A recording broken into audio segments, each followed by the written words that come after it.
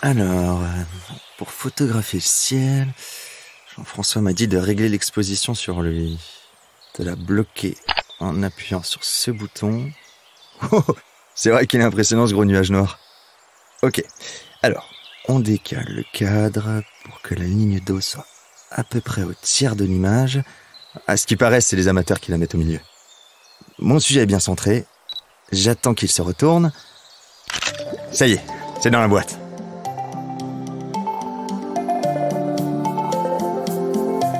Salut, moi c'est Alex.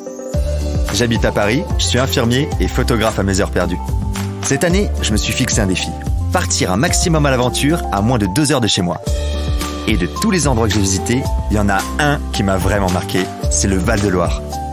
Seul, avec des potes ou en amoureux, je me laisse guider par les paysages, les rencontres et mes envies du moment. Dans ce podcast, je revis avec vous mes plus beaux souvenirs d'escapade. Une photo à la fois.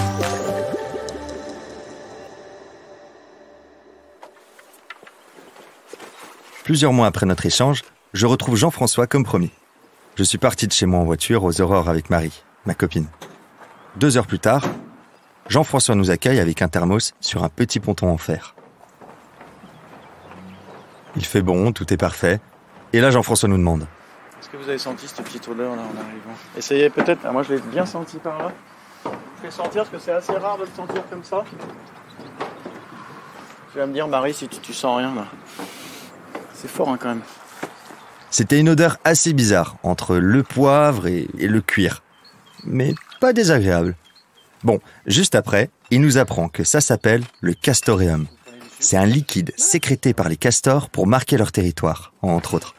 Figure-toi que ça fait depuis l'Antiquité qu'on l'utilise pour les parfums ambrés et masculins. Enfin bref, après cet aparté olfactif, on ramasse les tasses et on charge nos sacs à dos sur un bateau à moteur. Je manque de glisser sur le pont mouillé et m'assois maladroitement dans un petit coin. C'est parti! On vient de partir du port de Chargé, un petit port de pêche. Bizarrement sur la Loire, il y a encore des petits ports de pêche qui est utilisé par des pêcheurs professionnels et qui nous prêtent un petit bout de quai. Et donc là, on se dirige sur un petit duo d'îles que j'aime vraiment beaucoup. On a un petit quart d'heure de bateau, j'allais dire de route, mais on a un petit quart d'heure de Loire pour rejoindre l'île sur laquelle je viens quand même très souvent, soit passer 1 heure, soit même passer une nuit. Cette île, c'est l'île de la Calonnière. À l'image de la Loire, Jean-François la connaît comme sa poche. À pied, à vélo, en canoë, en bateau ou même en ULM, il l'arpente depuis longtemps. Pour photographier les couchers ou les levées de soleil, bivouaquer à la belle saison et boire l'apéro les pieds dans l'eau avec les copains. J'avoue que ça fait un peu rêver. Comme moi, Jean-François est né à Paris. Ses parents n'envisageaient pas de l'élever là, donc ils ont demandé une mutation en Touraine. Toute son enfance, il l'a passée ici, ou dans la forêt. Après avoir vu passer une pub dans un magazine, il achète son premier appareil et se met à photographier la Loire sous toutes ses coutures. Ce coin-là, il a toujours été proche de chez moi. J'ai commencé à venir sur cette île, j'étais encore au lycée, donc ça fait même plus de 30 ans, mais bon, après, il y a prescription, je crois. Je crois même que je séchais les cours pour venir au bord de la Loire.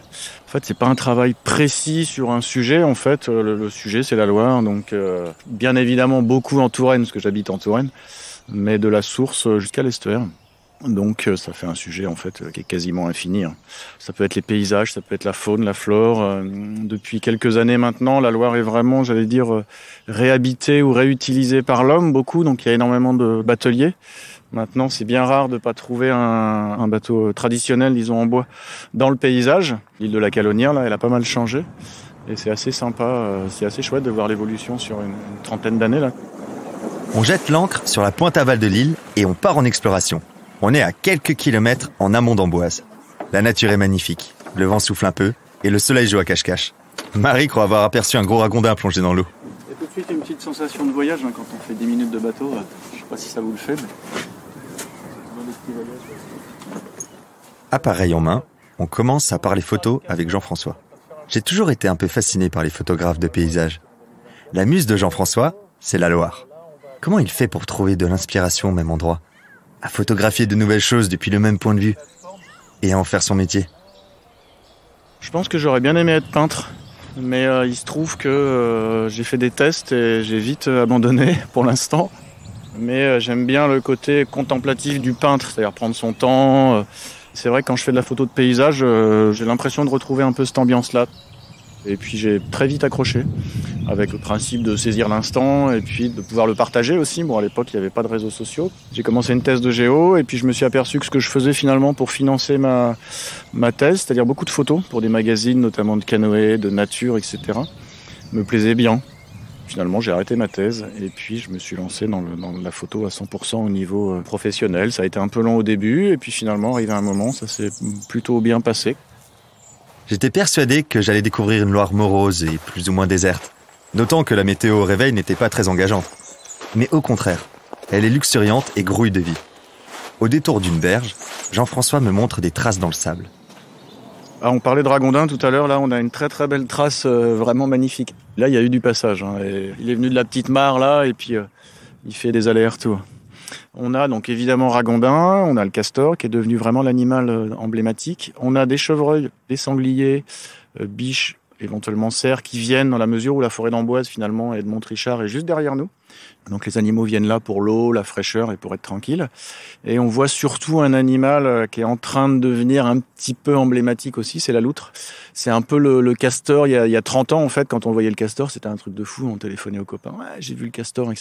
Là, c'est la loutre maintenant. Mais ouais, non, c'est un animal qui est assez chouette et qui est plutôt un bon signe au niveau de la qualité, de l'environnement, de l'eau. On arrive du côté amont de l'île. Une ligne d'arbres s'étend devant nous. Un vent d'ouest pousse des nuages très contrastés. C'est l'heure de la leçon photo. On fait nos premiers réglages et je demande à Jean-François ce qui l'inspire, là, tout de suite. Aujourd'hui, c'est vraiment le ciel. C'est vraiment le ciel puis la lumière dans les arbres. Là, je fais à peu près 1/3, 2/3. Je coupe la photo horizontalement, 1/3 avec le petit banc de sable, la Loire, et 2/3 avec tous les nuages et la ligne d'arbres. Et là, c'est vrai que c'est important d'avoir quand même un grand angle, quoi. Un angle vraiment, un grand angle. C'est-à-dire autour de 20 mm au moins. Bon, pour le grand angle, on repassera. J'ai qu'un 85 mm. Avec les ISO les plus basses possibles, parce que dans la mesure où on a énormément de lumière. Hop, voilà, bon là c'est un petit paysage de Loire qui est pas mal, qui est utilisable en tout cas. Grosso modo, voilà, j'allais dire le photographe qui débute, il va cadrer moitié-moitié, donc comme on est là. Et le top quand même, c'est le ciel qui est intéressant, hein. Donc là on voit une petite zone bleue qui est intéressante à coller dans l'appareil, donc on va être à peu près comme ça, quoi. Tac, voilà. Alors maintenant que tu as les bases de la photo de paysage, même si je pense que tu avais un peu d'expérience quand même, on fait un petit atelier, tu pars du côté gauche, je pars du côté droit, et puis on se retrouve dans un petit quart d'heure pour comparer tout ça. Ça marche ? Jean-François part de son côté, je pars du mien et me perds près des petites mares. J'avoue que je rêve un peu de tomber sur une loutre, mais je me fais pas d'illusions. Et là, je tente des trucs. Bon, sans le bouchon, c'est mieux. Je photographie le ciel, l'eau, la végétation et un peu tout ça en même temps. 10 minutes plus tard, en revenant sur mes pas, je vois Jean-François tout au bout de l'île, sur une belle langue de sable. Là, je me dis que c'est sûr, ça va être la photo. Il me rejoint et me montre ses prises. Moi, je suis resté très classique avec le gros nuage noir qui est juste en face, là, qui donne vraiment des beaux contrastes. Et toi, je crois que j'ai vu que tu es allé te balader un peu derrière, là, à regarder par terre, non, c'est ça ? Par terre, en l'air, j'ai photographié dans tous les sens, à vrai dire. Je lui demande son avis sur une photo en format portrait, où le ciel se reflète dans la Loire et le soleil éclaire la cime des arbres. Ah oui, t'étais derrière moi là-bas. Ah ouais, top. Bah ouais, tu vois, regarde, on a le même. Moi, je l'ai en cadrage plus horizontal. J'ai pas pensé à cadrer à la verticale, c'est un peu un défaut que j'ai, ça. C'est-à-dire que pour moi, la Loire, elle est horizontale. Quand il y a des couves à faire et tout, les gens me disent, t'as pas la même à la verticale, donc tu vois, faudrait que je te pique celle-là. Là, je me dis top. Je suis venu ici pour une sortie photo, je vais revenir avec des royalties. Non, en vrai, j'étais content. Il est déjà l'heure de rentrer et Jean-François nous ramène à bon port. Je garde de cette virée photo un souvenir génial. Un sentiment de bout du monde en pleine vallée de la Loire. À mon retour à Paris, je savais déjà que j'allais vite y revenir. Cette fois-ci pour photographier le Cher, qui passe sous les arches du château de Chenonceau. Et qui sait, peut-être que ce sera de nouveau avec Jean-François. Il m'a dit qu'il proposait cette balade en canoë. Vous venez d'écouter Un instantané du Val-de-Loire, un podcast du Comité régional du tourisme du Centre Val-de-Loire. Pour découvrir l'invité, les photos d'Alex et les coulisses de ce podcast réalisé avec Aparté Studio, rendez-vous dans la description. Cet épisode a été écrit et réalisé par Cécile Lombardi et Paul Angèle, Il est mixé par Thibaut Focard. Quentin Lenz incarne le personnage d'Alex et Bastien Nicolai a réalisé les prises de son en studio. On se retrouve dans 2 semaines dans un nouvel épisode. À bientôt!